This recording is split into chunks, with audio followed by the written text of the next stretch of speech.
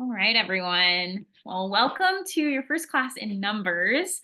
I know you guys have been going in the Pentateuch for a little while, and so I'm so proud of you guys for making it here. You've made it through Leviticus, which is the hump to get over. Not only is it the chiasm, but it's also kind of the hump where people wrestle a little bit more in the Pentateuch. And so now that you've gotten past that, you guys are doing great, going strong. It's going to be okay. I am going to share the PowerPoint with you.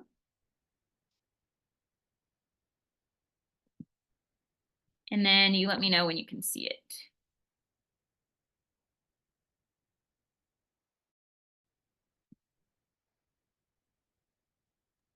We can see like just black. I can just see black screen, but maybe that's just the first slide. Does it say the Book of Numbers on it? Mine doesn't. No, I can see it. You can see it. I can see it too.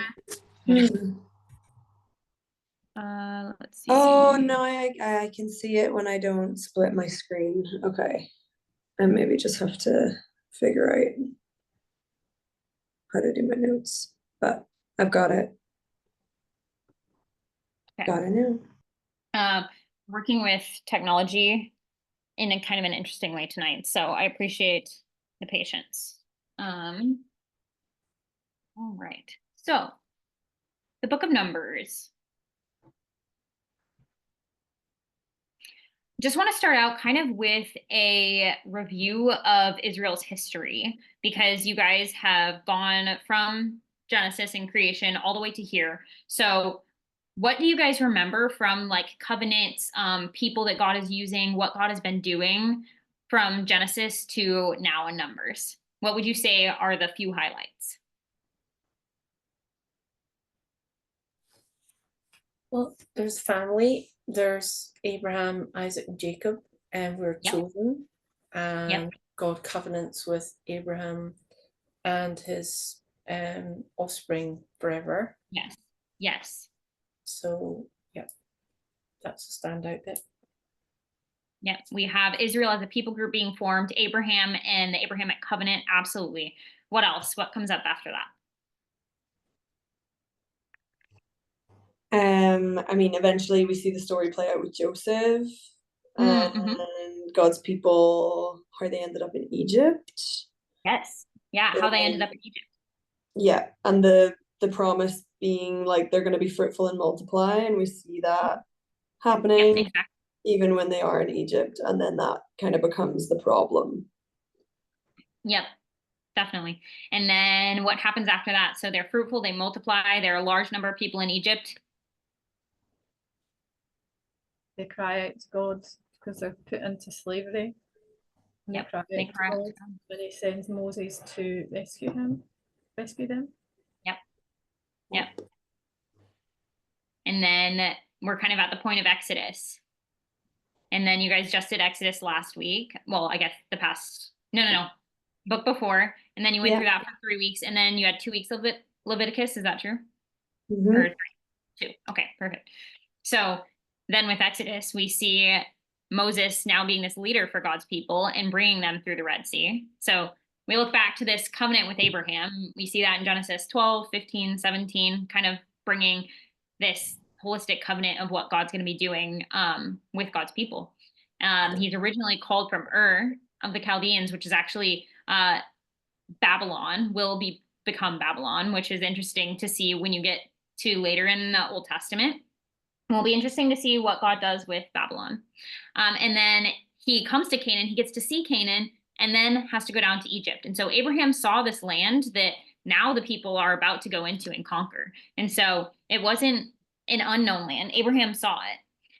And then he gets this covenant promise that we were talking about. And do you guys remember what, we'll talk about this actually a little bit more later, kind of the parts of the covenant. So he gets this covenant, and then Israel grows while they're in Egypt. Do you guys remember how many people they were? Like how many people started in Egypt? It's in like 70. Yeah, 70. So it starts with 70 people in Egypt, and then it says it grows until they filled the land. And so it's showing this covenant faithfulness that God is actually already starting to fulfill with his people. And then we see that God raises up Moses, and he leads this enslaved Israel by the power of God in an exodus out of Egypt. And then we see this as they're led out of Egypt and they come to Mount Sinai. This Mosaic covenant is then made. God is leading them, so cloud by day, fire by night. So we see God's presence being with them. And they come to Sinai and they're given the law. And a law is part of what is required to make a people group. So the reason that they're given the law, I don't know if did you guys talk about the Code of Hammurabi at all?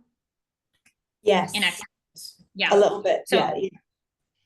Yeah, so law codes were very common to the people back then, and it wasn't a new thing. It wasn't like God is saying, these are the only laws that I want my people to follow, but he's saying there are already laws that people groups are forming with, and that kind of makes them set apart as a people. So God is coming into their cultural context and saying, I'm going to show you what my law is like.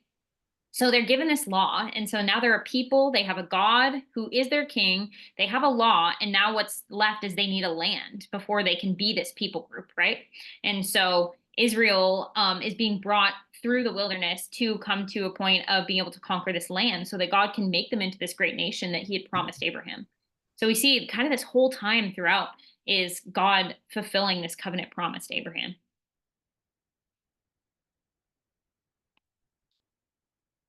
When they are at Mount Sinai, we see that the Levites are the ones who are making this atonement, right? They become this priesthood. And you saw that throughout Leviticus as you guys were studying, that they are brought into the priesthood because they were the ones who made atonement for the sin of the people after they sinned with the golden calf. Right? They were the ones who had to, at the hand of their brothers, they had to kill their brothers because of the sin of all the people who, right when God made the covenant with them, they broke it. But God chooses to, they make atonement. God chooses to come back into this covenant relationship. He renews it basically with them by giving them new tablets, and then builds this tabernacle so that he can dwell among his people. And to tabernacle means to dwell. And so we see this priesthood is established so that they can come into God's presence. This tabernacle is built so God is dwelling among them. And then we see that Israel stays there for about a year. So Israel stays at Mount Sinai, and they're just kind of dwelling there in the process of this building of the tabernacle. God is establishing his presence among them. And then we see that the book of Numbers picks up right after kind of this year of them establishing their presence with God, who they are as a people group outside of Egypt. Because if we remember, they were in Egypt for how many years? Do you guys remember?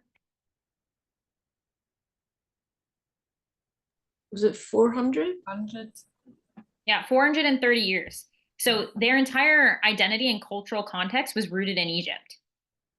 So if you're there for that long, them leaving is, first of all, a huge deal. And then they're kind of having to reestablish themselves. Who are we outside of Egypt? Because we've been in Egypt for so long that has been their whole identity. So now we come into the book of Numbers where they're at Mount Sinai. They're being established as this people group. God is saying, I've taken you out of Egypt. I've brought you to this mountain. And now I'm telling you who you are apart from Egypt. You are my people. This is your law. I am your God who dwells among you.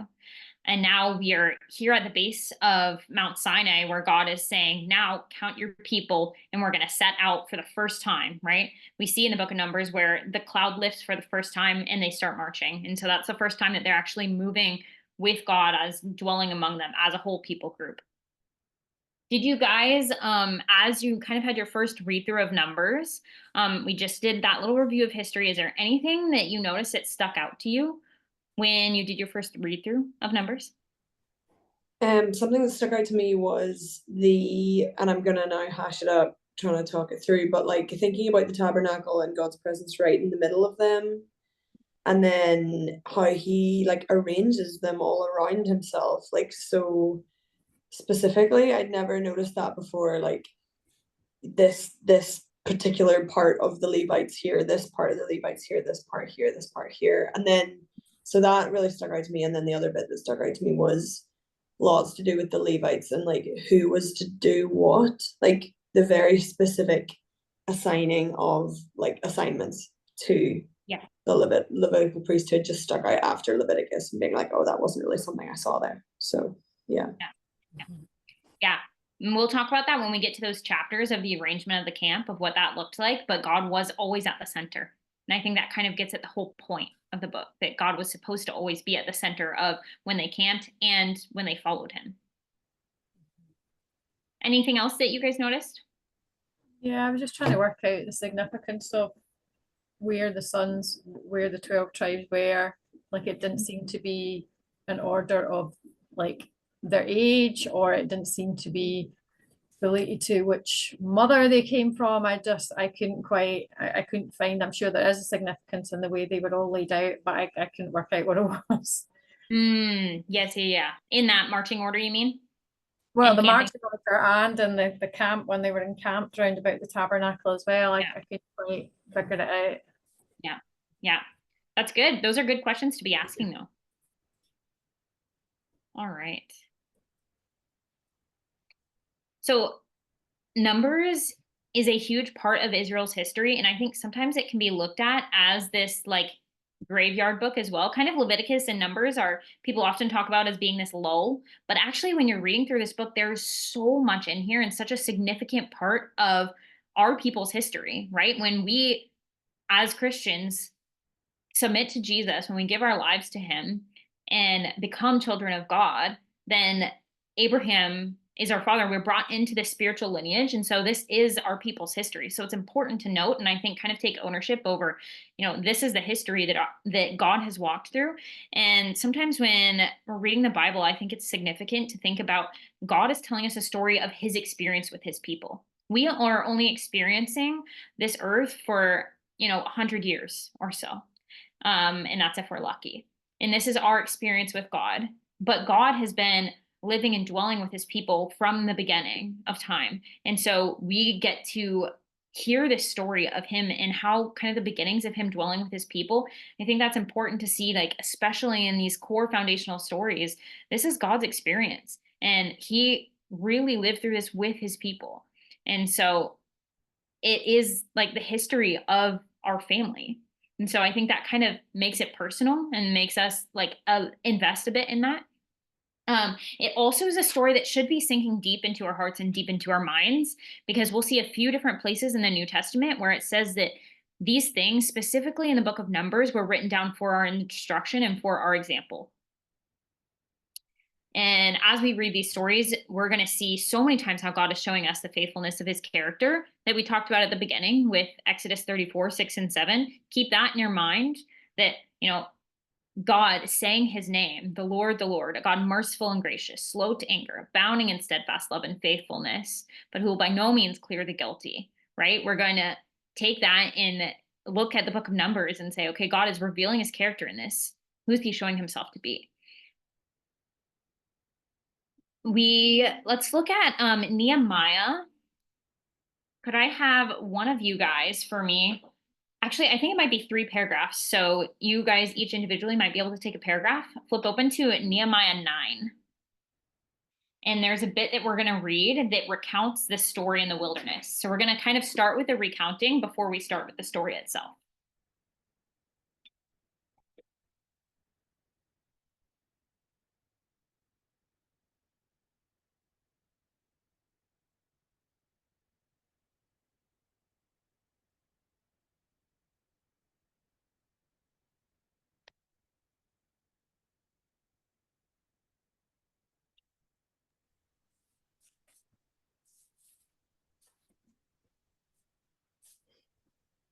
Let me know when you guys are good.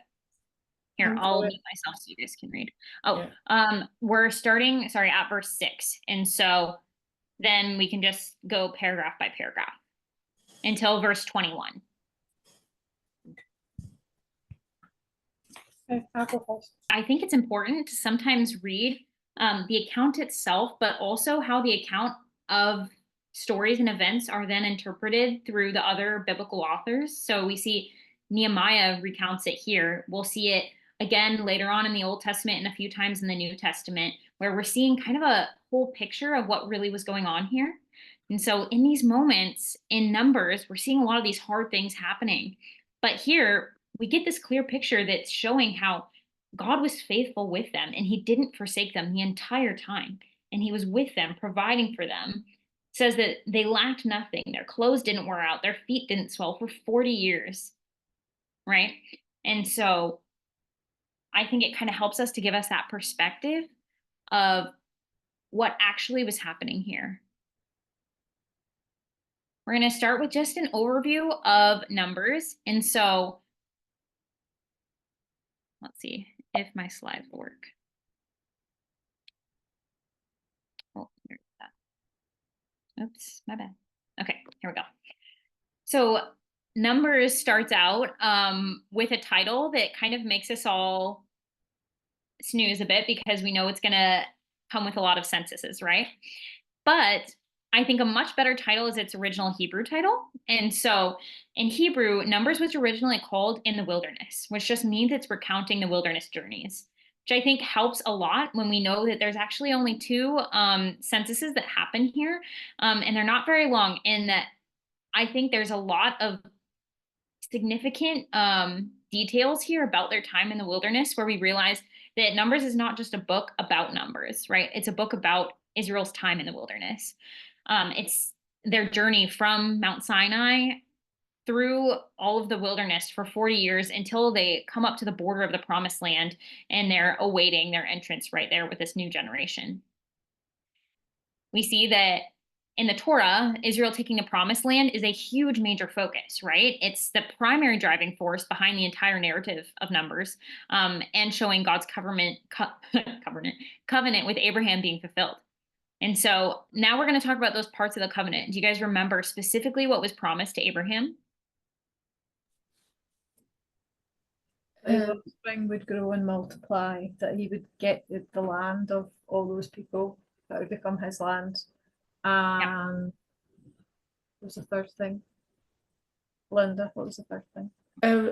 He promised that they would be a blessing to all the nations. Sorry. Yes. Mm. Yep. Mm. Yep. And he said he would make them a great nation, and that who they bless, he would bless, and who they curse, he would curse. Yeah. Yeah. And so those are important things to remember as we're walking into the book of Numbers, that we're going to see these things already starting to be fulfilled. God is being faithful to his covenant, even if Israel's not being faithful to their part of it.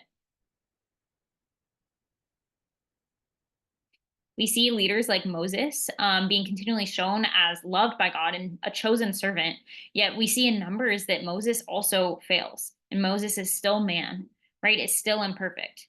His leadership is a focus, and he is given this affirmation by God, and God has intentionally shown that he's chosen an imperfect man, right? And Moses, I think, is about as perfect as you could see, right? Because we see that he has given his whole life. He's walking face to face with God. He's been so faithful, but yet we see in the end, even Moses fails, and God doesn't expect him to be perfect, right? God loves him where he's at, but Moses still has to suffer these consequences of his disobedience. We see that in the moment of, we'll get to it when we get to the point, but when Moses, instead of speaking to the rock, strikes it, because that's where he had done it before. And that's how he knew how to do it, was kind of doing it in his own strength instead of actually obeying what God had spoken for him to do. And so we see this focus on Moses' leadership, but he's still, in the end, God still shows Moses to be this extremely valuable, extremely faithful leader, even in his failures. Shows that it's all about the journey here. And so God is not just concerned with getting them from Egypt into the promised land, but he's concerned with how they get there. He's not okay with them just getting there anyway. We see that when they start to go into the promised land, they're afraid when God tells them to go, and they don't. And then as soon as God says, all right, then you can have what you want and you can wander in the wilderness and die there, then they say, no, we'll go. And they try to go in their own strength. And then they get defeated. And God says, no, you can't go without me, right? He's concerned with their journey and how they get there with him. We are going to dive into BRI this week. And so most of today is going to be discussing a lot of historical background and giving you guys a lot of resources. And so that by the end of today, you guys will pretty much have your BRIs done, and there won't be a ton of extra details that you need to get done, which will hopefully help you with your timing this week. And then you'll just have that PT horizontal, really want to focus on that. And then I'll talk to Fiona about charts. And so getting into type of literature, we're doing historical narrative, which is not new to you guys, but want to go over just a reminder of how to read it, because Numbers actually has quite a unique literary genre. So we see historical narrative, these powerful stories that are retelling these historical events. And they're intended to give meaning, they're intended to give direction for the people living in the present. So they're not written outside of their context, but the stories can then be used later to tell lessons.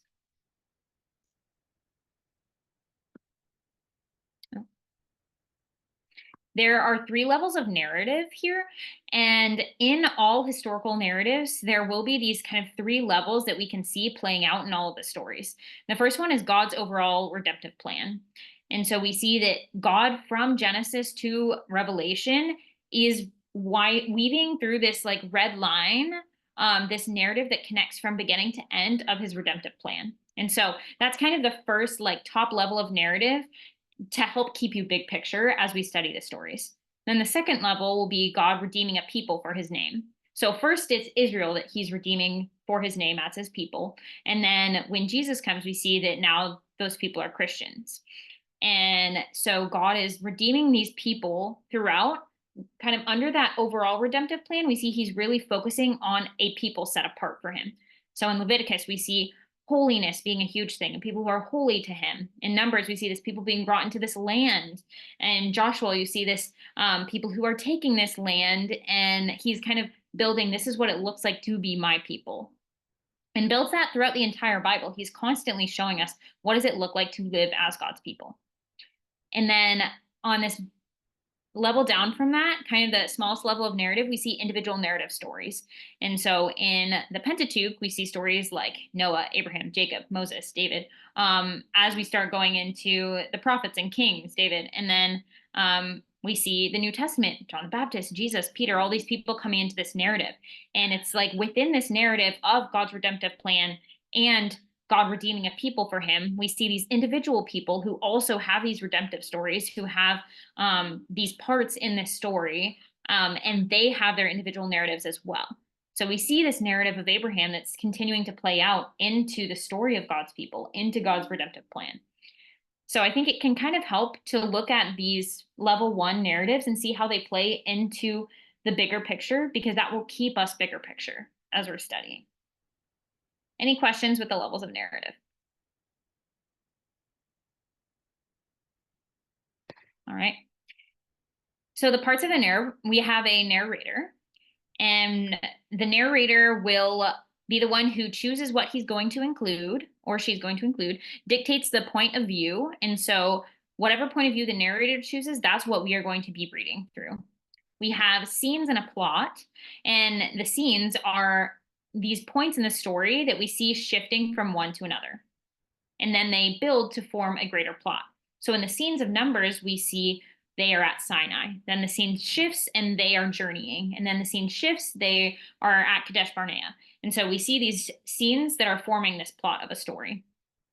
And the plot is being made just like any story. It started way back in Hebrew literature, that there's a plot. And so it starts, and then the plot comes to a climax, usually with a conflict, and then it resolutes. And so we see that even in the book of Numbers, that the way this story is being built can really help us to identify what is going on here. And then we see the characters. And so the individual characters in the story, we have Moses, we have Miriam, we have Aaron, we have the first generation of Israelites, we have the second generation of Israelites, we have Korah, and a few other ones mixed in there. And so you can ask yourself as you're going through, when you're identifying these different characters in the story, are any of these characters being compared to each other? Are they being contrasted? How are they portrayed? Is there any dialogue in between them? And also don't discount that God is a character in the story. So paying attention to where is God highlighted and where is he shown?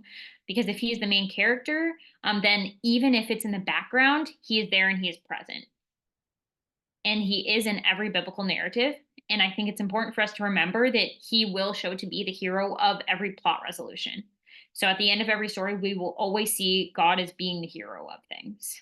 Even if they don't resolute in this bow, we will see that God is being shown as a authoritative figure. He's shown as a hero. He's shown as powerful, like all of these characteristics about who he is will be revealed.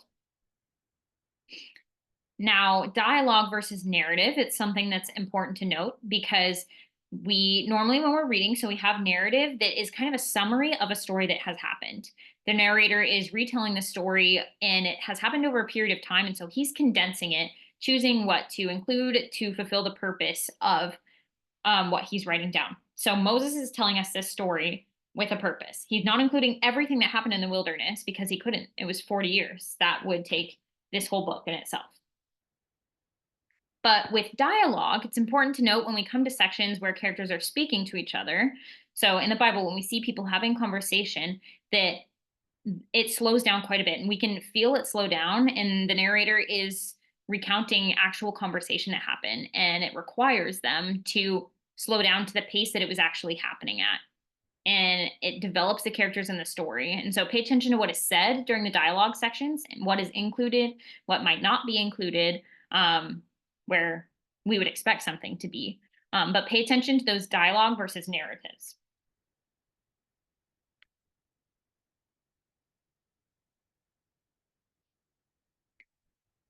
It's important with narrative to know that it is not written with a purpose of being an allegory, but it might contain some symbolism later on.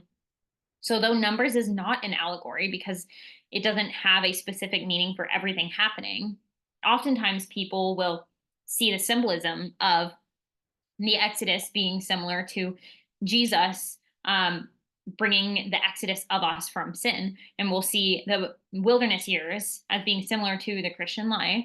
And then we'll see them being brought into the promised land as us being redeemed in this new heaven, new earth. And so sometimes people will associate those things, but it's not allegory because not everything in the story has a symbol connected to it. There's just symbolisms that are connected to it. It's also not written to teach a moral lesson. So even though we can get moral lessons from the book of Numbers, from narrative, it's not written to tell a moral lesson. It's telling basically what happened. And from that, we're deducing, okay, based on the rest of the Bible, how it's interpreted, what is going on, what are lessons that we can pull from it.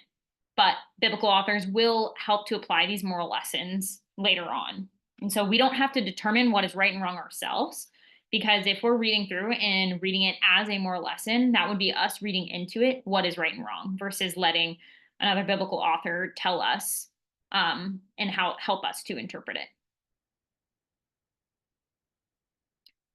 Old Testament narrative, it doesn't directly teach doctrine, but it does, just like we see illustrate doctrine that's elsewhere. And so we get into 1 Corinthians and it talks about numbers. We get to Hebrews and it talks about numbers. And so we see all of these doctrines that are being taught. Then Hebrews and 1 Corinthians helps allude to numbers and show us this is actually what was happening there and enlighten us in that. And records what happens and not what should have happened. And so we see a lot of disobedience going on here, even with people that we would see as respected people. And so I think it's important, okay, we're not setting our eyes on one person to try and imitate that person, but we're looking at the story as a whole and asking, what is this story as a whole saying? Narrative is selective and incomplete. So we don't know everything that happened. We only know the selected stories, and we can't know what isn't told to us. And that is okay. But it is important to know that we don't get to know everything, that Moses, as the author, is selecting specific stories, and the Holy Spirit is inspiring him to write down specific stories. There's also implicit and explicit teaching. And so sometimes something will be outrightly taught in a story, and sometimes it will be behind the scenes that you notice. So pay attention to that when you notice something's either clearly stated or something is behind the scenes. And then, like we said before, God is the hero of every biblical narrative. I know this stuff is basic, but I think it's important to remember and refresh yourself as you're going into starting a book. Now, Numbers, specifically as a type of literature, has the greatest variety of literary genres in the Bible, which I thought was so interesting because you actually do feel that as you're starting to read through it. You see there's poetry in there. You see there's prophecy. We have that whole section of Balaam and Balak. We have songs in here. There is a prayer. We see the blessings and the curses in that same story, Balak and Balaam. We see there's a diplomatic letter that's sent. There are civil laws. There's oracles. There is the census that's taken, and there's temple archives. And so lots of different things going on in Numbers, even if you wouldn't necessarily see it right away. Sorry, my computer screen is falling.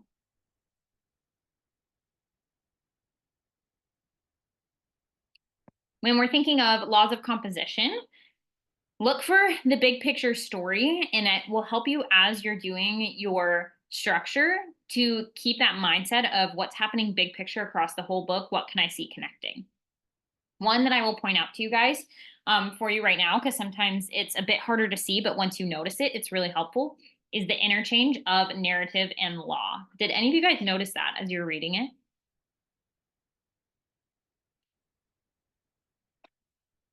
No? Yeah. Okay, well, sometimes you might have felt what felt like random interruptions where it would go from a story just to like, and this is the law that God is giving, and just start saying these things. And sometimes it might feel like that feels quite random to just be thrown in the middle here, and then another one later on, and then another one later on. And so having that interchange leads us to the question of why. Why would Moses be placing these specific laws here? Why is the Holy Spirit inspiring that? And so think about that as you guys are reading this week, and we will talk about it next week. But just pay attention to the interchange of narrative and law when it switches and why it might be doing that.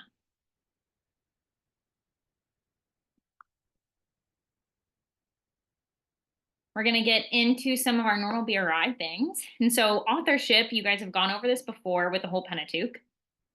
But have you heard of the JDEP hypothesis? I think you guys have before. Anyone? Thumbs up, thumbs down? No? Yeah? Okay. So JDEP came out during the age of biblical criticism. And so that is in just a couple hundred years ago, a bunch of people started criticizing a lot of what the early church fathers had said about the Bible and a lot of things that everyone believed to be true. And so this theory came out, the JEDP theory. It's basically saying that the Pentateuch was a compilation of 4 different documents that were sourced at different dates from 4 different authors. But the hypothesis doesn't really hold up under critical analysis, and it is not even held to be anything that people will ascribe to today. And that is pretty much the only other authorship criticism that people have held. And it's, I think, really cool that for the first 5 books of the Bible, the oldest books here, we have quite significant evidence knowing that it's Mosaic authorship. We see internal evidence here. There's a ton on the screen right there. In the Pentateuch, the times that it has said that Moses wrote this specifically, in Numbers 33:2, in the book that we're reading, it says that Moses wrote it. And in Exodus and Deuteronomy, we see evidence in the rest of the Old Testament where it says that Moses, I spelled Joshua wrong. That is my bad. I'm so sorry. It says that there's evidence that Moses has written this down, and that's in Joshua 23:6, in Judges and Malachi as well later on in the Old Testament. We see it in the New Testament in Acts, Romans, 1 Corinthians, and then Jesus himself in John 5:46 says that Moses was the author of the Pentateuch. And so I'll read that to you guys, and I think that kind of solidifies that if we're believing in biblical authority, there is no further questions. So John 5:46. Jesus is saying, "Do not think that I will accuse you to the Father. There is no one who accuses you. Moses, on whom you have set your hope. For if you believed Moses, you would believe me, for he wrote of me. But if you do not believe his writings, how will you believe my words?" And he's speaking of the law. And so think Jesus himself speaking about Moses writing the law, especially if we're holding biblical authority, we can trust in that. But we do know that Moses was probably not alone in his writing, because parts of the Pentateuch show like 3rd person writing. So, for example, in Deuteronomy 33,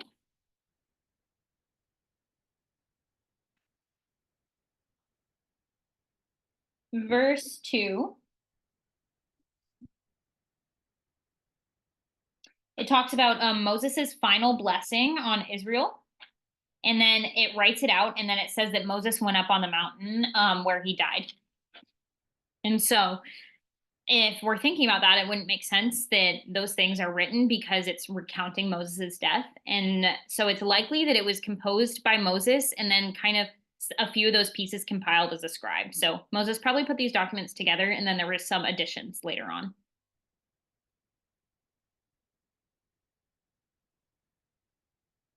Now, dating of the book of Numbers, you guys went over the Exodus dating, right?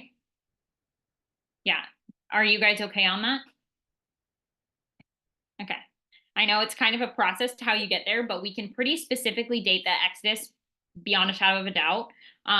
Some people will obviously still critically assess it, but we have a lot of specific dates of when the Shishak attack happened, when,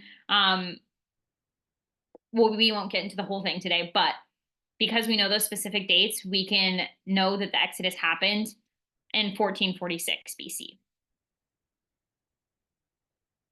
So if we start in Numbers 1, and it says, the Lord spoke to Moses in the wilderness of Sinai at the tent of meeting on the first day of the second month in the second year after they have come out of the land of Egypt. And so we know it's the second year after they came out. So it's been about a year since the Exodus because they spent 1 year at Sinai. And so knowing that, it would start in about 1447 when the book of Numbers begins. In Numbers 1:1, it says that gives us that date of 1447. And then in Numbers 33:38 is the last mention of a date in Numbers, because Numbers gives us a ton of dates throughout so we can track where they are, what they're doing, and where they're going. And then in Numbers 33, it says, in the 40th year after Israel came out of the land of Egypt. And so this is being said in the plains of Moab. And if you go to 33:38,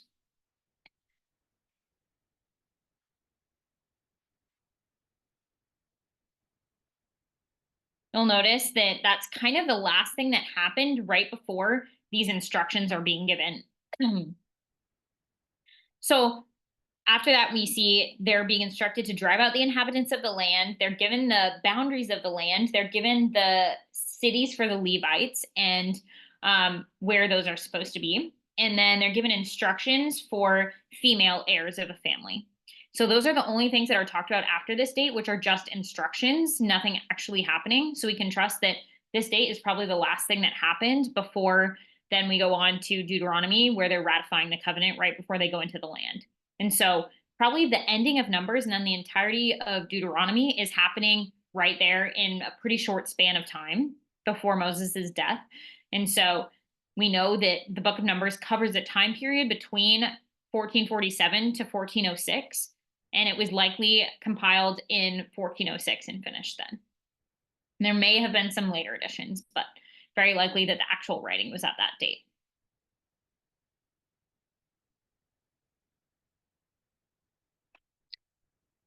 The original hearers and readers. So we know the audience in the story.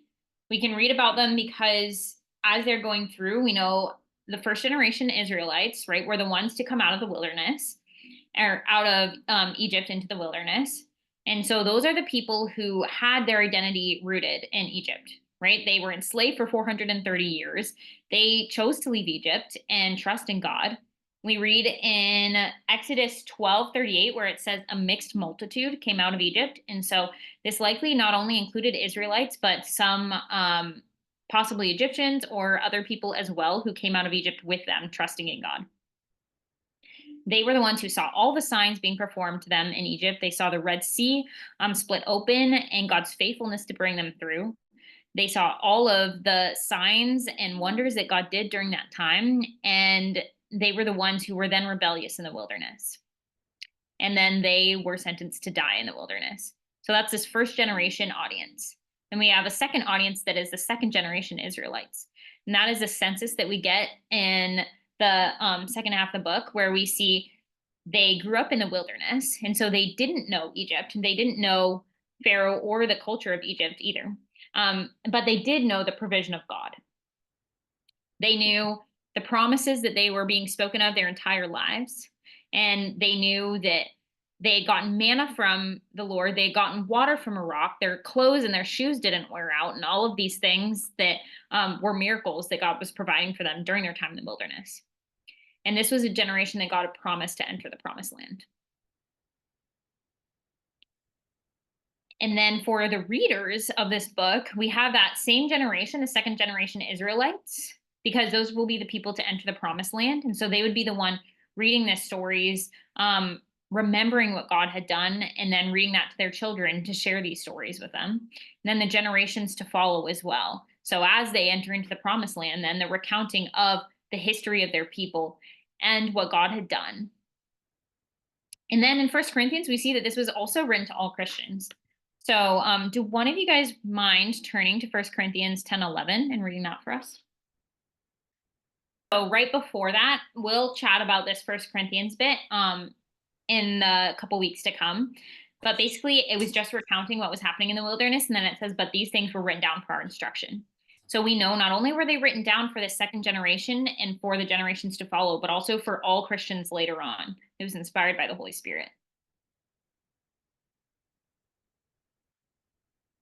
I keep getting like the spinning wheel. Okay.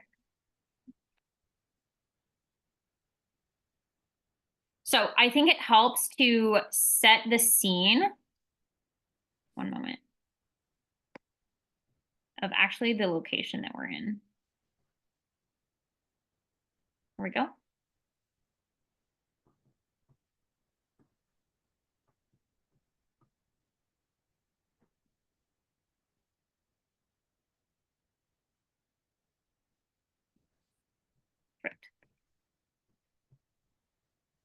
So there are three main locations that are mentioned in Numbers, and you can use the map here that is blank and fill that in if you would like. I know you guys who have iPads, if you want to write things in to take notes as we go, that's just there for you guys to have interaction with.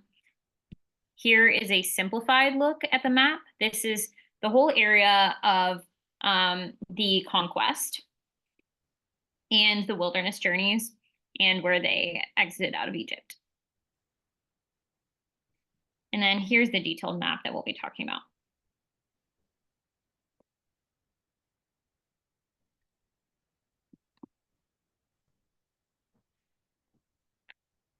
All right.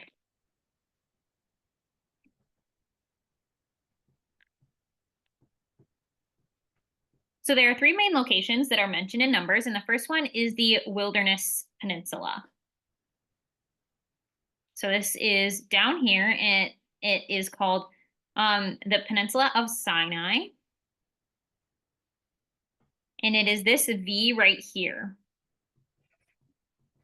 And then we have the wilderness, which is all up here and down into here. And then we have the plains of Moab, which is up here. These are all the plains of Moab, and it continues to go up. So just to spatially understand where we are, because the book of Numbers has a ton of geography in it. Now, the Sinai Peninsula, when we're looking at this bit here, just to give you guys kind of what it would feel like on the ground, it is 240 miles long. So from top of the peninsula to the bottom, 240 miles. Sorry, I'm trying to get you guys out of the way. Here you go. The total area is 22,000 square miles. It's 175 miles across. So that's quite a lot of space. Now up here at the base kind of this triangle, near the Mediterranean Sea, it's sandy for about like 15 miles until it gets to this like plateau. And then the plateau goes all the way down here. And that plateau is about like 2,000 to 2,500 feet high, not super high. And then you get to this mountainous region here. So it's likely that Israel had crossed the Red Sea. It's unsure if it was up here or it was like down here where they crossed it. It kind of connects a bit here. It doesn't show it on this map. And so the question is, where did they cross it? We're not 100% sure. Either way, they crossed the Red Sea and then they came down here to Mount Sinai. And in this mountainous region, the peaks reach up to like 8,000 feet. And so if the plateau is at 2,000, then it's likely that Moses, when he went up the mountain, was having to climb like 6,000 feet, which is doable. And this is where Moses received the law, and this is where Israel camped. And then we see that there are 5 different wildernesses. And so we kind of did the first 3. So we have our number 1, Sinai, number 2, our wilderness, and then number 3, the plains of Moab. Now we go into our different wildernesses that we have. Number 4 is the wilderness of Shur.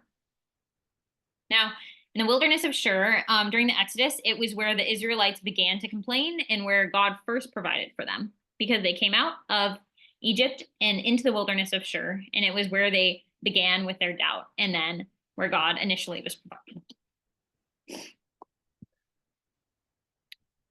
In the wilderness of Zin, then we're looking over here. That is where Numbers 20 takes place. It is where Miriam dies. The people complain. And Moses, they're complaining for water. And then Moses strikes the rock instead of speaking to it like God asked him to. And then it is where the people continue to complain. And then that serpent plague took place.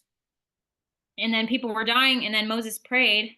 And then God told them to look at the serpent that is put up on the stick, the bronze serpent, and they would be healed. So that all took place in the wilderness of Zin.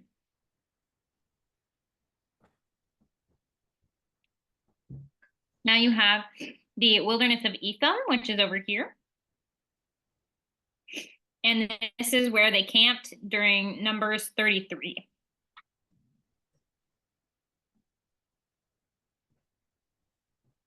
Then you have the wilderness of Paran, which is over here, number 7. And that is during Numbers 13. It is when the spies are kind of sent out initially from around this area between like Paran and Zin, where around Kadesh Barnea. And then they are sent in and out. It's also around here where Korah's rebellion took place.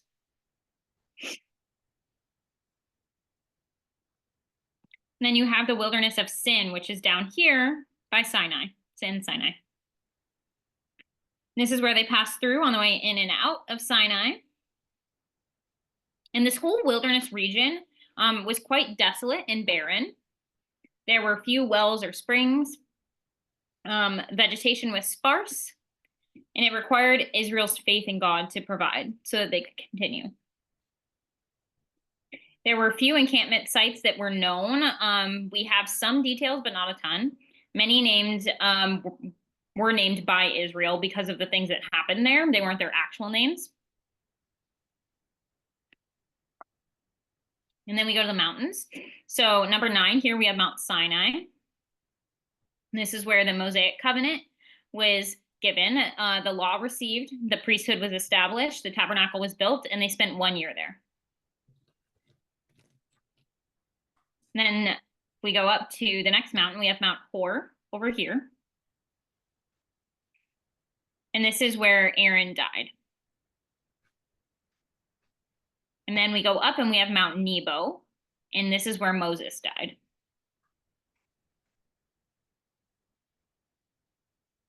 Now we have a few different nations that we're going to talk through.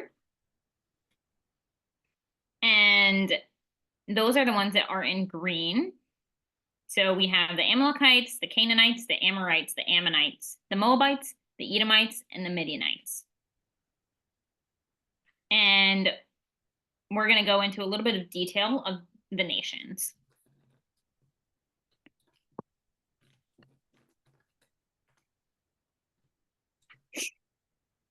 I was going to have us do an activity, but I think with how our computers are working with Logos, I'm just going to have you guys try it on your own.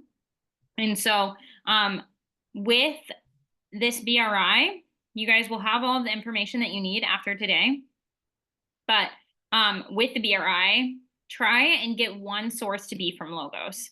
So just anything that you look up there, or if you can't get Logos to work, then try using your historical background packet. because we really want to push you guys in being able to look something up. So it's okay if you get everything else from lecture, but just try and get yourself to get one thing that you look up from there. I think it would be helpful with numbers to try and look up one of the nations, because I think it will be interesting for you guys. Yeah. Okay, so we're going to flip back to our slides now to talk about the nations, but I just want you guys to see kind of where they are. So the Amorites are up here where we have Sihon and Og. And those are those two battles that were fought, and then won by the Israelites before they went into the land. Here we have Canaan. So there are like 7 nations that kind of make up the nation of Canaan, or 7 city-states that make up the nation. And so that is over here. And then we have Ammon, we have Moab, and in the land of Moab is where they actually cross in. We have Edom down here. Amalekites over here. These are the people that they initially fight and are defeated by. We have the Midianites over here, and that's where Moses stayed for a while. Yeah, and that's pretty much the map. Any questions? Oh, and then Egypt is way over here. Any questions as far as the map goes, or are we kind of good geography-wise? Good? All right. And we'll get us back to screen sharing our PowerPoint, and then we will talk about the nations.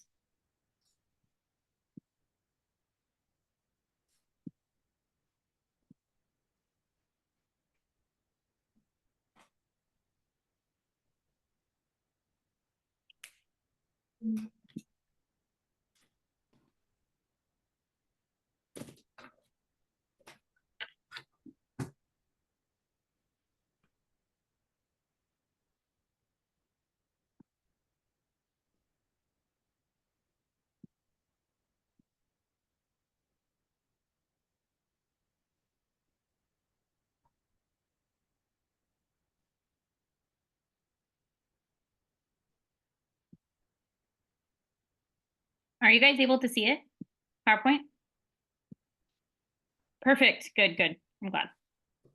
All right. So getting into the nations. First, we're going to talk about what do we want to see when we're looking at the nations, because that's a question on your BRI. Sorry, one second.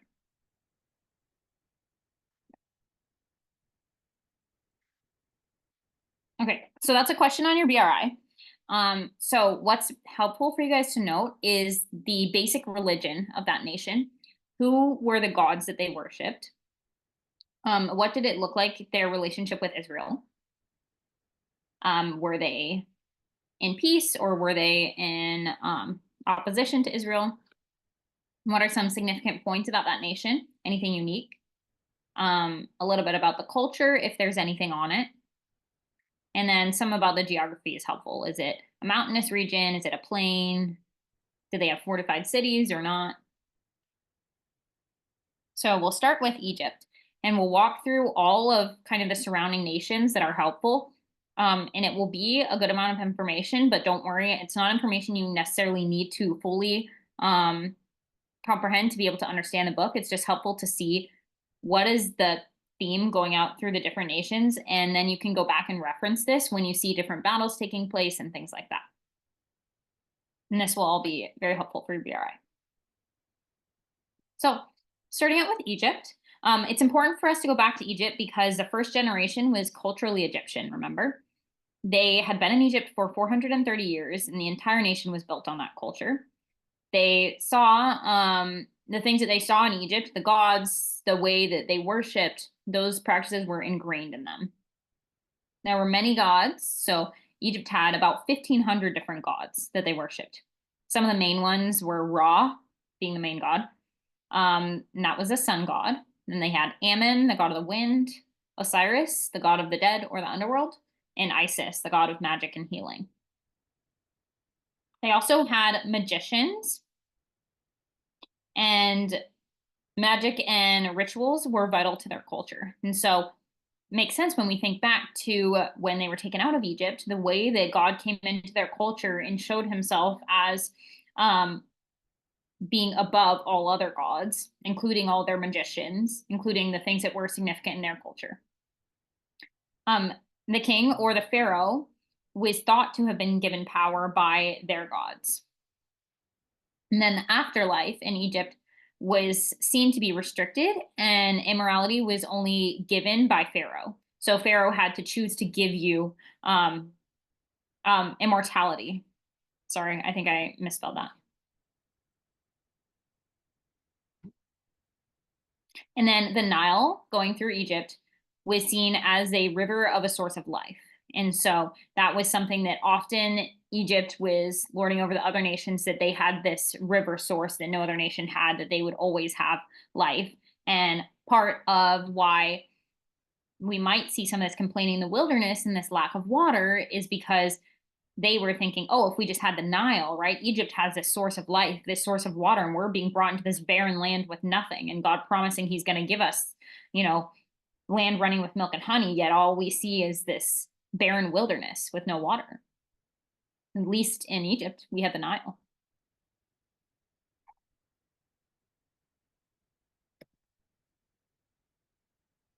Then we have the Amalekites.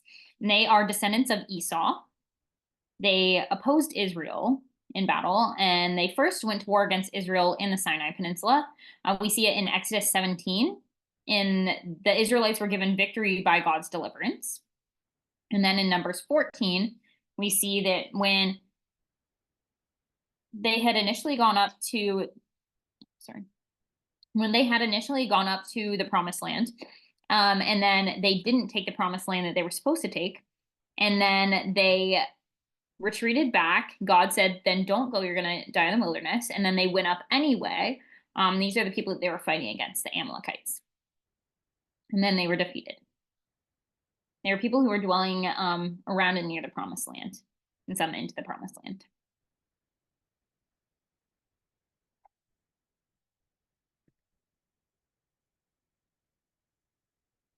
Then we have the Edomites. The Edomites were descendants of Esau. And we see them showing up in Genesis 25. Now, Israel was forbidden to attack or hate them because they were seen as Israel's brother.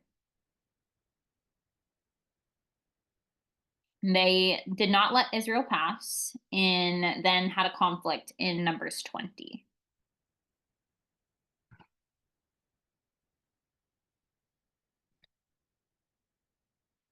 Now we have the Midianites. And the Midianites are descendants of Abraham by his concubine Keturah. And then they had a son named Midian, and the Midianites came from Midian.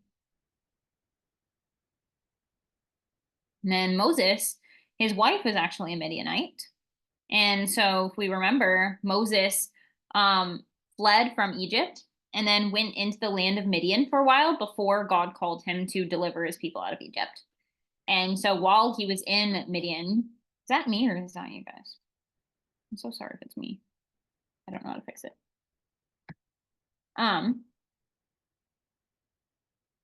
Okay. So Moses, when he fled from Egypt, went into Midian, and then he married his wife there. And his father-in-law, Jethro, is from Midian. And so we see a lot of the wisdom he's getting is from Jethro. And so God is using these people from there. Midian inhabited the east from the time of Abraham. And so we saw that whole kind of section to the right. They were desert dwellers from Moab to the south. Their god was the god of Baal of Peor, the fertility god. And so this led them into a ton of sexual immorality. And we see this when they corroborated with the Moabite leaders. They hired to Balaam to curse Israel. And in the middle of this, they also led Israel into idolatry and immorality. We see Cosbi, the Midianite woman, was executed for leading Israel into immorality. And it caused God to send this plague on Israel. And then God commanded this holy war and brought vengeance on Midian later on in Numbers 31.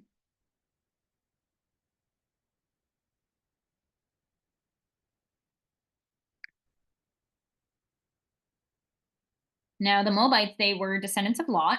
We see them showing up in Genesis 19. And their god was Chemosh. And Baal of Peor, the same fertility god as we saw showing up before. Now, they previously occupied the land all the way north of the Dead Sea, but the Amorites had taken their land, and so they had more before. And then the Moabite kingdom, it was known as this organized kingdom. It was established. They had a ton of livestock. They had this like really unique pottery. They had these fortified cities. And then their god being Chemosh and Baal of Peor, we see that Balak was the king of Moab, and he was the one who was basically in Balak and Balaam in the whole situation of trying to curse Israel when God was choosing to bless Israel. And Balak, being the king of Moab, was the one who is hiring out Balaam. And so he's the one who's with the initial desire to curse Israel. We see that Israel eventually would defeat Moab. However, God had spared Moab in the conquest originally because they were descendants of Lot. But way later on in 2 Samuel is when we see Israel would defeat Moab. And it fulfills Balaam's prophecy because we see when Balak, the king of Moab, hired Balaam, he said, curse these people. And instead, they themselves were cursed. And that even goes back to how we see the promise of Abraham, when God promised Abraham that he would bless those who bless you and curse those who curse you.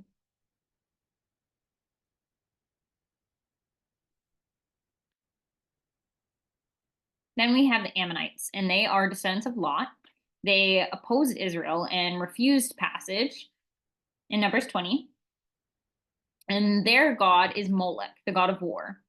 And so we see with Molech, it will become a huge thing when we come into the book of Kings, because Israel continues to fall into idolatry with Molech, and they will sacrifice their children to Molech.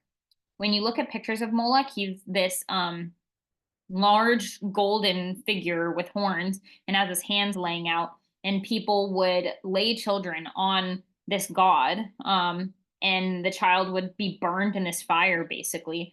And their mindset was they thought that when a child burned, it wasn't dying. They thought that it was changing form. And so when the smoke would go up, they thought, oh, the child is being sent up to the heavens to be with the gods and to be among the gods. So they didn't think the kid was dying. They thought that it was going up to be with the gods. And so they thought that by killing their children, they thought that they were sending them up. And that was kind of the mindset of the people who worshipped Molech. And they would appease the god by sending their children to be up with them.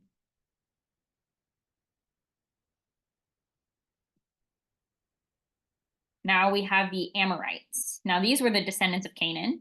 They were first mentioned in Genesis 10. And so they go back, they're a very old dynasty. We see them at the table of the nations when they're mentioned actually right under Canaan. Their dynasty was the dynasty in Babylon. So they had expanded all the way to Babylon. And then King Hammurabi was an Amorite. So the one who made the Code of Hammurabi, or was given it by the god like Shamash, that was an Amorite king. And the code was an Amorite law. We see that their god was the god of Adad, the storm god. And judgment on the Amorites, interestingly enough, is named in Genesis 15. So in the middle of the Abrahamic covenant, I'll pull it up for you guys.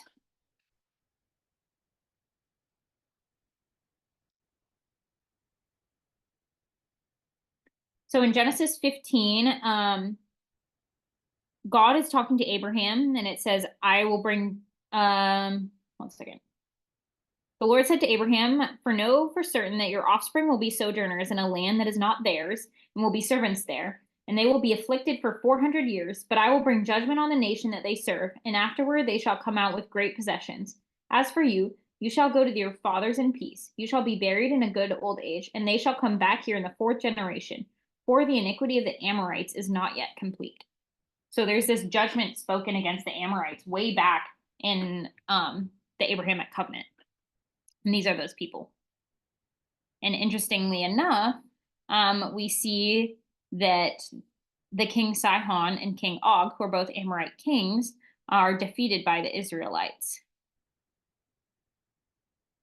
And that iniquity of the Amorites not being fully complete is interesting when they kind of kill both of those kings and take those territories. And that's before they even enter the promised land. So their territory was in the hill country, and Heshbon was their capital city. And Sihon was the king of Heshbon. And that was below the Jabbok River of that map that we looked at. And then Bashan was the other city. And so there's Heshbon and Bashan. They're two main cities. And Og was the king of Bashan. And Bashan had a fertile region, and it was right east of the Sea of Galilee, right above the Jabbok River. And after the conquest, the territory was given to Manasseh. And so we see both Heshbon and Bashan were given over before the conquest started, with the promise that those tribes would still help their brothers in the conquest of the land.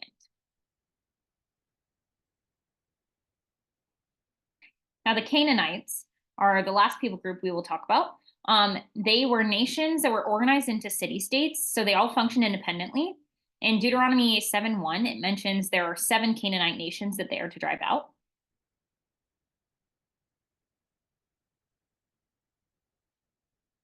They were polytheistic nations, and their main gods were El, the creator god, Baal, the god of fertility and storm, Asherah, the goddess of fertility, and Molech, the god of war, and the one whom they would perform child sacrifice to. Now, Canaan was cursed in Genesis 9:25. I'll read that to you guys.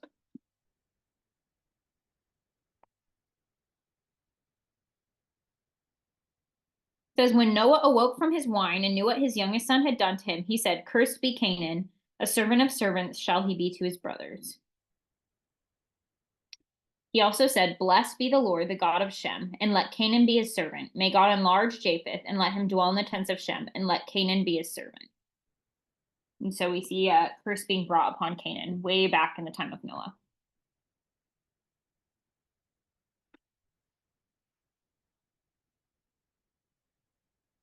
All right, let's take a short, just a 5-minute break, and then we'll go into our last section, which will be talking about the numbers and kind of the question of, are the numbers in Numbers literal or not?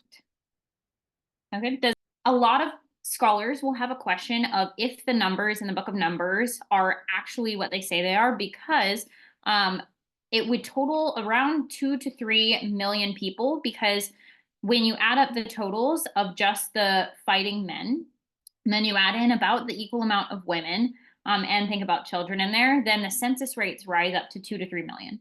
Then you think about animals with that. And so people start to have like logistics questions of how could this have worked? If you had this many people in the wilderness, how would they have survived?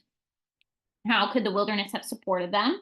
And things like, how would they use the bathroom? If they had to leave outside of the camp and there's 2 million people, how far would you have to walk to go to the bathroom?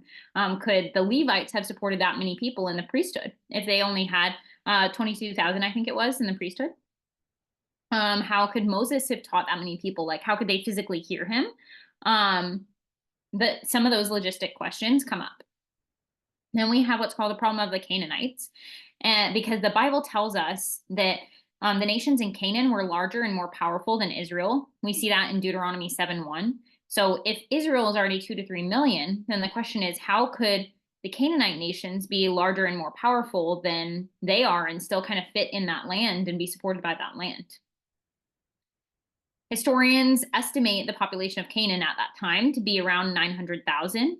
And so people start to question, how is that possible?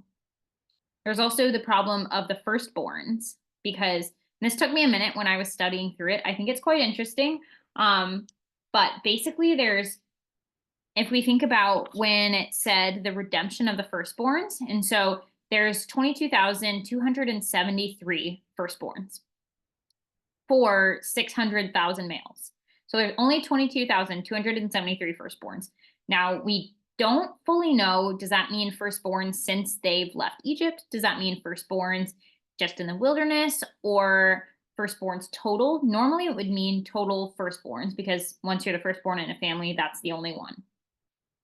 However, that would mean if you were considering them being the firstborns for every family, and not just since they left the wilderness, that would be 27 men for every firstborn. That would mean there would be 27 brothers in a family. And if you counted brothers and sisters and considered that to be equal, then that would mean each person would have 54 siblings, which starts to seem like quite a lot.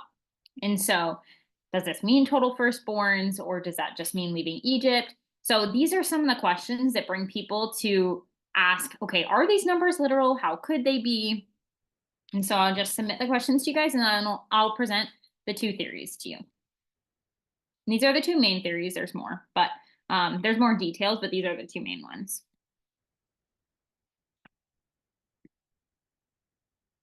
So first solution would be, oh no, did I miss it? Oh, my slide must have, for some reason, got deleted. Okay, I will explain it to you. So the first solution would be the Eleph theory, and that is spelled E-L-E-P-H, Eleph. Now, this is the Hebrew word for thousand. And so Eleph can be translated thousand. However, there's another translation for Eleph, which means like a group of people. And so if some translators think that what is translated as thousand should have been translated as group. And so that would make the number significantly less. It would total around 5,000 to 6,000 men instead of 600,000. However, the system starts to kind of fall apart when we think about the Levites, because how it works is if it were to say like 47,500, instead of it saying 47,500, it would say 47 groups of 500. So it would mean like 500 men put into 47 groups. And so that's kind of what scholars who support the Eleph theory think. But the system starts to fall apart when you think about the Levites and consider that, because it says that they have 22,000, like 000. So if you were supporting the Eleph theory, then it would mean 22 groups of 0 men, which doesn't really make sense. And then this also is hard to reconcile the firstborn redemption price, because if you look at how much, if you add up all the numbers, so it says that there were 22,000 Levites, and then 22,273, I believe, that they needed to redeem for the firstborns of Israel. And so they had 273 people left that they needed to pay for. And so then God set a redemption price. And when you calculate the redemption price, it equals, like, the total that they paid equals the exact amount of 273 men. So when you add up the numbers, they come out exact. And so it wouldn't make sense for it to mean anything else. Some people claim there's a different theory that basically they just can't understand how this possibly worked with that many people. And so they claim that the numbers are exaggerated and rounded just with the purpose of bringing God glory. Because it is interesting that all the numbers end up being round numbers. There are no odds, no kind of random numbers thrown out there. And so some people think that they're just exaggerated numbers. However, that also wouldn't make sense how all the numbers add up, like the 273 people that needed redeeming. Or if you look back to Exodus, there's places where it writes out, the men leaving or the men fighting were 600,000, and it writes out the 600,000 instead of writing out a number with 1,000 comma. And so the other option is to take the numbers literally. And this is the option that I have found to be most accurate, that I think supports biblical authority. However, there are very wise scholars out there who disagree. And so I think it's just important to understand some of the logistical issues, because I think, honestly, it requires a lot more faith. If you are supporting literal numbers and see all these logistical issues, Like that requires a ton of faith to believe. But there are also people out there who, with their theories, do love God, do know him, and is not a hill to die on. But I think it is quite cool to dig into the literal number theory. So we'll do that for a minute. Basically, when thinking about the literal numbers, it can be somewhat hard to reconcile the logistics. But if you think about also the promises of God, so in Genesis 12, 15, and 17, God promises to make Abraham a great nation. And promises, he takes him out to the stars, tells him to look up. He says, your offspring will outnumber the stars. And then in Exodus 1, it says that Israel, we talked about this earlier, Israel grew from 70 people to exceedingly great so that Egypt was filled with them. And the high numbers that we see then in the book of Numbers with the census would show the faithfulness of God to make Israel great. When we're thinking about the focus of Numbers being highlighting God's faithfulness to his covenants, especially when he's about to bring his people into the land, we see how significant that would be for God to be physically showing them how he's been faithful to this covenant already by making them numerous. The issues of the logistics would require a ton of dependency on God to consistently provide by way of miracles, because there's no way you can provide for that many people in the wilderness, right? It would have made sense for them to stay in Egypt where they had the Nile, where they had food, but for them to all choose to go into the wilderness in order to get to the promised land, they knew that they had to rely on God. When you have to provide water for 2 million people, provide food for 2 million people, the only way that's possible in the wilderness is by a God who's willing to rain down manna to support them, to bring water from a rock, to provide for them, and to help them so that their shoes and clothes won't wear out during the journey because there's nowhere for them to get or make new ones. Moses, when we think about the issue of communication, Moses did appoint 70 elders to help him lead the people. So we knew that he had help. And it doesn't say how Moses spoke to the people, how they would be able to hear, but there's a ton of ways that you could break this down logistically. Like there could have been amphitheater style where he stood up on top of a mountain or something to speak. Or there were times when, you guys remember the bit about the trumpets where God said, blow the trumpet if you are going to call the heads of the houses, or blow the trumpet if you're going to gather all the people, or blow it in this way if you're doing this or that. So God kind of gave him a way of signaling people other than just using his voice. And it may have been if he was going to gather people to tell them something really significant, that he would gather the heads of houses. That way it's less people, he can make sure they hear everything he says and they're able to repeat it. It doesn't say exactly how he communicated, but we do know that there were times when he gathered the entire congregation of Israel, and there were times that he chose to gather just the heads of houses or the heads of tribes, things like that. And the problem of siblings, it's possible that they did have that many children.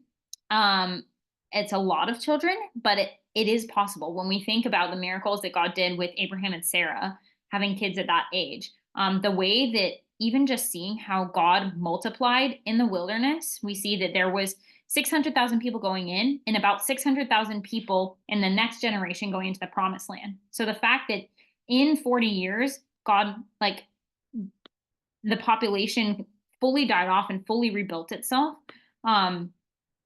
would have meant there was a ton of people giving birth during that time. And so it is possible women had that many children. Also, there is a possibility that men had multiple wives and that's how things were working, which could answer a question. I won't speak to that because it doesn't say it anywhere in the Bible, but at that time, that was a thing. You know, Abraham had a wife, but he also had Keturah that he had his son Midian by. And so that would be another possibility. We just don't know because it's not said. In Exodus 12:37, it specifically numbers 600,000 people. Even before the census took place, they knew how many, they just didn't know how many in each camp. And so Exodus 12:37. And the people of Israel journeyed from Ramses to Succoth, about 600,000 men on foot, besides women and children. A mixed multitude also went up with them, and very much livestock, both flocks and herds. So right there, we just see that's a ton of people besides the women and children and much livestock. So, I mean, right there, we can tell it is saying that there's millions of people and tons of livestock traveling. In Numbers 344, the firstborn redemption payments, I did the math on this myself because I wanted to know, would this all add up? And so I went throughout the book of Numbers and added up every time it added up to totals, and all of the math adds up the entire way. And so the amount of money that they spent for the firstborns adds up to exactly how many firstborns there were. Same thing when it talks about the firstborn redemption price in Exodus and the amount of shekels that's due. It all fully adds up. And when we think about the purpose of a census, so there are times in the Bible, if we think, you guys haven't gotten to it yet in SBS, but David takes a census during his time.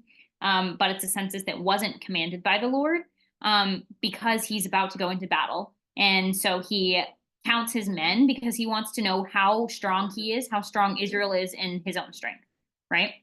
And so for that, God disapproves of that because he's taking a census for the wrong reasons.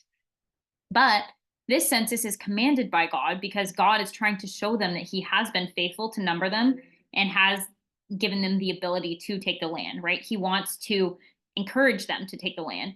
So it wouldn't make sense, for God to tell them to take a census and then to see that they only had 5,000 men, and God is trying to encourage them to go into the land, right?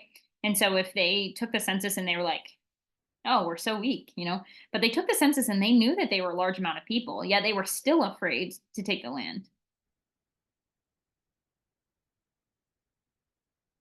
It does, if we're just thinking about the logistics of the literal numbers, it does take a ton of faith to believe either way.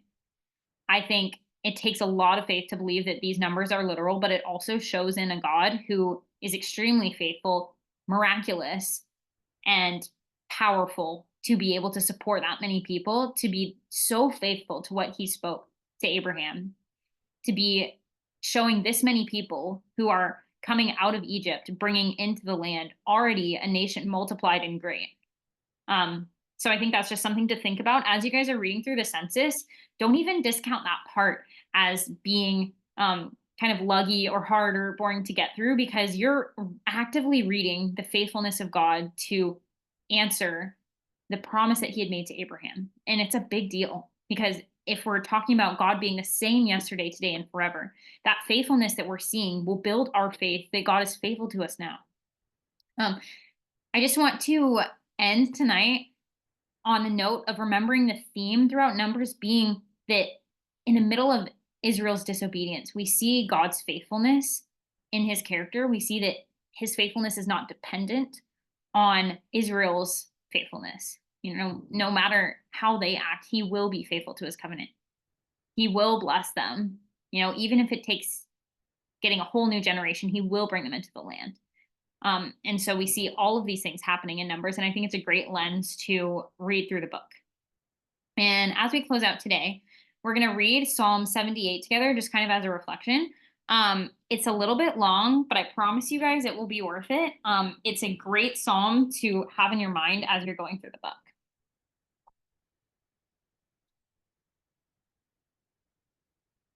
Pause there because that's kind of at the end of the book of Numbers, and then it will continue talking about their time in the land. But this psalm is just reflecting on kind of the whole process of them in the wilderness. And I think it's really cool to be able to not only read the book of Numbers, but see it from the lens of Nehemiah, from the lens of these different authors who are reflecting on actually what the story was like. Be able to see it through all of those lenses as we're reading it. And really reflect on it kind of in the same way. So the rest of the psalm will go to talk about what it was like for them in the wilderness and their disobedience there. But I think it's just important for us to see kind of this red line this red thread that's being woven throughout the biblical narrative, that we see the psalmists, we see in Nehemiah, we see even in the book of Numbers how God's faithfulness is being highlighted in the midst of their disobedience. And I think that gives a clue as to what that theme is going throughout here. And even in this last part, kind of when it was talking about let's see, verse 38. Yet he, being compassionate, atoned for their iniquity and did not destroy them, and he restrained his anger often, and he did not stir up all his wrath. He remembered that they were but flesh. Like, it just really shows God's compassion towards them, even in their disobedience. Yeah, so I'll just pray for us. Lord, I